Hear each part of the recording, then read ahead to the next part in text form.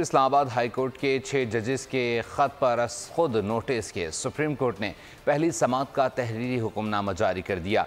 मामले पर अदलिया का बतौर इदारा रद्द-ए-अमल क्या होगा। सुप्रीम कोर्ट ने Pakistan bar council, supreme court bar और विफाक से तजावीज़ तलब कर ली हैं। जस्टिस अतर मिनल्लाह का हुक्मनामे के पैराग्राफ 12 से अदम इत्तफाक कहा।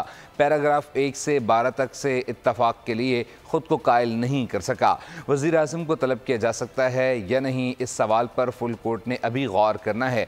हुकूमत के कमीशन बनाने से अदलिया की आज़ादी मुतासिर होती है या नहीं, अभी तय होना है। जो सवाल अदालत के सामने है, इन पर अभी राय देना मुनासिब नहीं।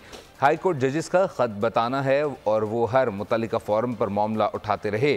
मामले की संजीदगी के बावजूद इदारे ने जवाब नहीं दिया। हाई कोर्ट जजेस ने वही किया जो हर जज हल्फ के मुताबिक करने का पाबंद है। हाई कोर्ट के 6 जजेस पर शक की कोई वजह मौजूद नहीं। सियासी असरात रखने वाले केसेस में मुदाखलत को झुटलाया नहीं जा सकता।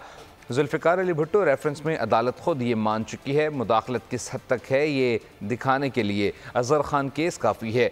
जस्टिस याया आफरीदी ने खुद को समाअत के लिए करने वाले बेंच से अलग कर लिया। नोट में कहा मुनासिब होगा सुप्रीम जुडिशल कौंसिल ही जजिस के ख़त पर मज़बूत जवाब दे। समाअत 30 अप्रैल तक मुलतवी कर दी गई।